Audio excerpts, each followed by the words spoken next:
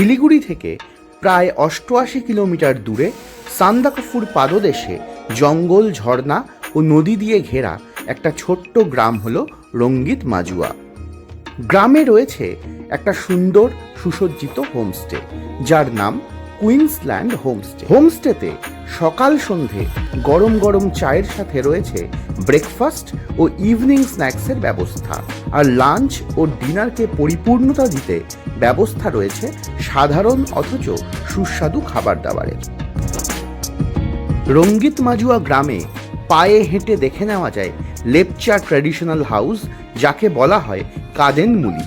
এর সাথে অ্যাডভেঞ্চার প্রেমীদের জন্য রয়েছে সজিখোলা নদী বরাবর হাইকিংয়ের মাধ্যমে মহাবীর ফলসে পৌঁছানোর রোমহর্ষক যাত্রাপথ।